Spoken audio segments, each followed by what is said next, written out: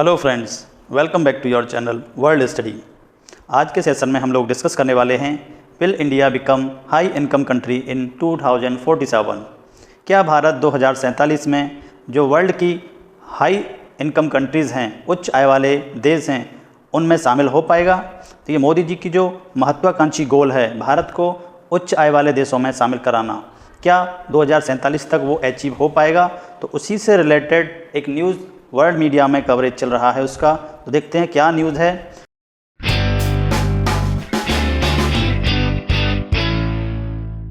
Financial time expert के जो economic commentator हैं मार्टिन वोल्फ, उन्होंने फ्राइडे को कहा था कि मोदी जी का जो महत्वाकांक्षी गोल है, टारगेट है 2047 तक भारत को उच्च आय वाले देशों में शामिल कराना, वो अनलाइकली है। अनलाइकली मीन्स असंभव है लगभग। हालांकि उन्होंने ये भी स्वीकार किया था कि भारत 2047 तक सुपर पावर बन जाएगा, उसकी जीडीपी हो सकता है बहुत ऊपर चला जाए, लेकिन जो जीएनआई पर कैपिटा है उसकी वो बहुत ही कम रहेगी।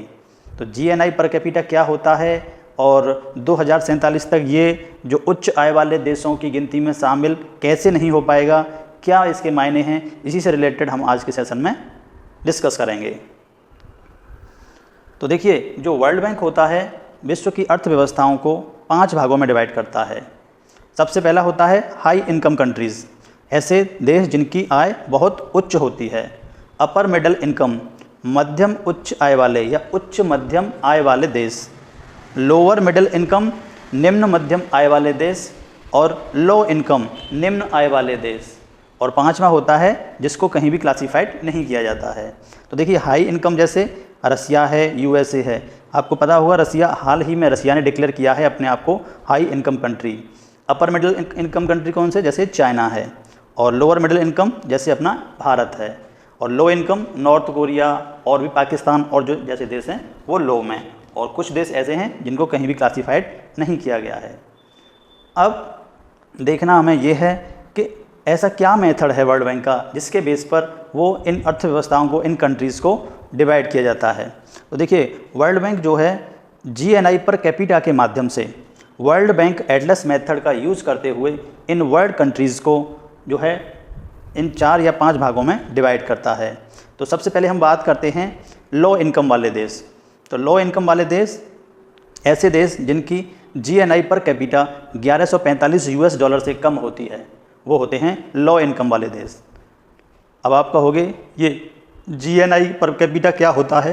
तो जीएनआई का मतलब है ग्रॉस नेशनल इनकम, यानी सकल राष्ट्रीय आय। ऐसे किसी देश की संपूर्ण आय, चाहे वो किसी भी माध्यम से हो, चाहे वो इन्वेस्टमेंट के माध्यम से हो, चाहे इंडस्ट्री के माध्यम से हो, चाहे मैन्युफैक्चरिंग के माध्यम से हो, चाहे एम्प्लॉयमेंट के माध्यम से, किसी भी तरह से हो, वो टोटल आय उसकी सकल आय कहलाएगी। अब जब इस सकल आय को उसकी पॉपुलेशन से डिवाइड कर देंगे तो वो बन जाएगी जीएनआई पर कैपिटा। तो इसी बेस पर वर्ल्ड बैंक ने डिवाइड किया है कि ऐसे कंट्री जिनकी जीएनआई पर कैपिटा 1145 डॉलर यानी यूएस डॉलर से कम होगी, उनको लो इनकम वाले कंट्री माना जाएगा। जैसा कि हम अभी बता रहे थे, नॉर्थ कोरिया। और ऐसे कंट्री जिनकी जीएनआई पर कैपिटा 1146 से लेकर 4515 यूएस डॉलर तक होगी, उनको निम्न मध्यम आय वाले देश माना जाएगा, जैसा कि अपना भारत है। अब नंबर 3, ऐसे देश जिनकी जीएनआई पर कैपिटा 4516 से 14005 यूएस डॉलर तक होगी, उन देशों को उच्च मध्यम आय वाले देश माना जाएगा, जैसे कि चाइना। अब बात करेंगे हाई इनकम वाले देश, जो कि 2047 में हमारे मोदी जी ने टारगेट रखा है उच्च आय वाले देशों में भारत को शामिल करने का। तो उनकी होती है 14005 यूएस डॉलर पर जीएनआई पर कैपिटा से ऊंची जिसकी आय होगी उस कंट्री की, वो होगा उच्च आय वाले देशों में शामिल।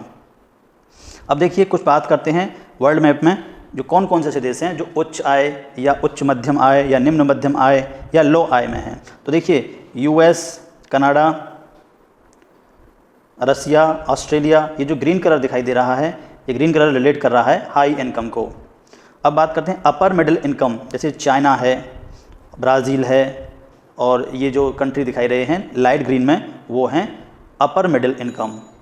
बात करेंगे लोअर मिडिल इनकम, जैसा कि अपना भारत है, पाकिस्तान है, और भी ऐसे कंट्री हैं, ध्यान रखेंगे पाकिस्तान लो इनकम में नहीं, लोअर मिडिल इनकम में भारत के साथ ही रखा गया है। अफ़गानिस्तान को, नॉर्थ कोरिया को लो इनकम में रखा गया है, और कुछ ऐसे भी देश हैं जो नॉट क्लासिफाइड हैं। तो ये है विश्व की अर्थव्यवस्था, जिनको 4 भागों में डिवाइड किया गया है, जो दिखाई गई हैं इसमें।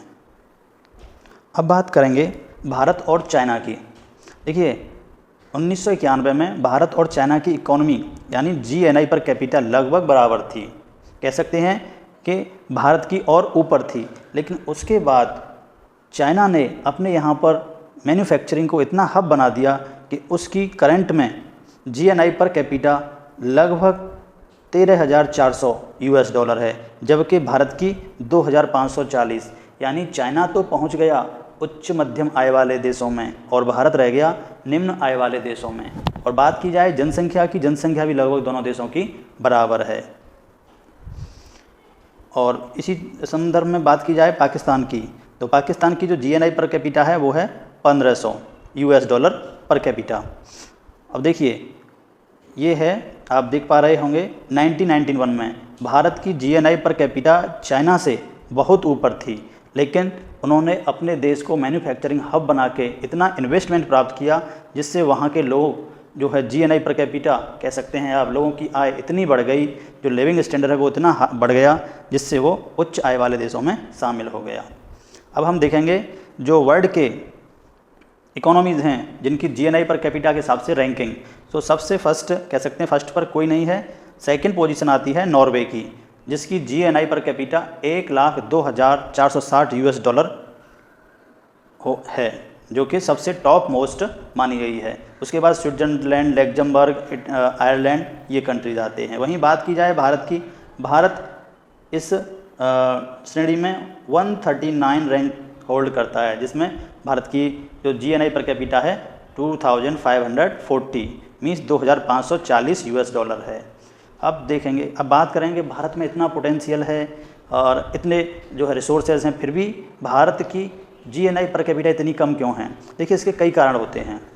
पहले नंबर तो होता है पॉपुलेशन, क्योंकि जो टोटल सकल आय होती है उसको डिवाइड किया जाता है पॉपुलेशन से। आप देख पा रहे होंगे नॉर्वे, स्विट्जरलैंड, लग्जमबर्ग, इनकी पॉपुलेशन मिलियंस में है, जबकि इंडिया की पॉपुलेशन बिलियन में है। तो कोई भी आमदनी हो जब ज़्यादा लोगों में डिवाइड होगी तो जायज़ सी बात है कम कम आएगी हिस्से में, और वही इनकम अगर कम लोगों में डिवाइड होगी तो GNI पर कैपिटा ऑटोमेटिकली ज़्यादा होगी। तो कह सकते हैं पॉपुलेशन का बहुत बड़ा रोल होता है, तो इस वजह से भी इंडिया की GNI पर कैपिटा कम है। और दूसरी चीज़ अनस्किल बेस्ड एजुकेशन। भारत में एजुकेशन का लेवल है, ग्रेजुएशन खूब हो रही है, पोस्ट ग्रेजुएशन खूब हो रही है, लेकिन अगर बात की जाए स्किल बेस्ड एजुकेशन की तो मोस्टली जो कोर्सेज़ हैं वो केवल कागज़ों पर हैं। डिग्रियां बांटी जा रही हैं, डिप्लोमा दिए जा रहे हैं, लेकिन स्किल के नाम पर कुछ भी नहीं है। तो इस अनस्किल बेस्ड एजुकेशन भी इसका एक बहुत बड़ा कारण है।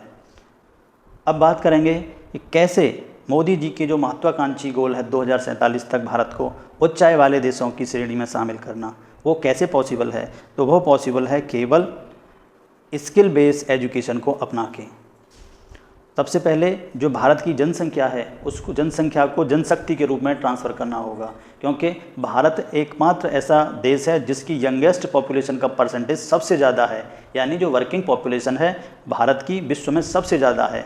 तो अगर उस जनसंख्या को, उन लोगों को स्किल सिखा दी जाए और मैन्युफैक्चरिंग पर इतना जोर दिया जाए जिससे कि वहाँ पर श्रम जो है सस्ता हो जाए, श्रम सस्ता होगा तो जाहिर सी बात है कंपनियाँ इन्वेस्टमेंट करेंगी और लोगों को रोज़गार मिलेगा। गवर्नमेंट को अपनी तरफ से रूल्स को भी, जो कंपनी स्थापित करने के रूल्स हैं उनको भी थोड़ा लचीला बनाना होगा, जिससे कि वहाँ पर इन्वेस्टमेंट बहुत ज़्यादा मात्रा में आए। और ग्लोबलाइजेशन, भारत को अपनी मार्केट को वर्ल्ड के लिए बिल्कुल खोलना होगा, जैसा कि चाइना ने किया था। चाइना ने अपनी मार्केट पूरी तरह से खोल दी थी और वहाँ पर इतना इन्वेस्टमेंट हुआ कि वो 91 के बाद में उनकी इकोनॉमी बूम करने लगी। लोगों का लिविंग स्टैंडर्ड इतना अच्छा हो गया, आमदनी उनकी इतनी ज़्यादा हो गई कि वो GNI पर कैपिटा के हिसाब से उच्च आय वाले देशों में शामिल हो गए। और केवल स्किल बेस्ड एजुकेशन से ही इंडिया जो है super power, high income country बन सकता है।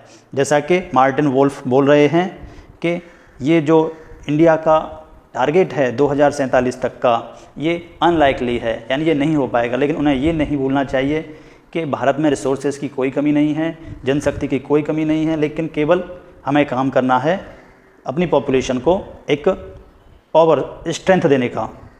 अब न्यू एजुकेशन पॉलिसी लाई गई है जिसमें ज़्यादातर मोस्टली स्किल बेस्ड एजुकेशन पर फोकस किया गया है। अब देखना होगा 2047 तक भारत की क्या स्थिति रहती है, क्या ये जो कमेंटेटर ऑफ इकोनॉमी हैं इनकी जो भविष्यवाणी की गई हैं कि ये अनलाइकली है, इसको अचीव करना असंभव है, पॉसिबल होगा, या भारत इन सब का जवाब अपनी इकोनॉमी को हाई इनकम कंट्री में शामिल करके रिस्पॉन्स देगा। तो जो भी होगा इससे रिलेटेड और भी जो न्यूज़ आएगी हम बाद में डिस्कस करेंगे। वीडियो में अंत तक बने रहने के लिए बहुत बहुत धन्यवाद। Thank you.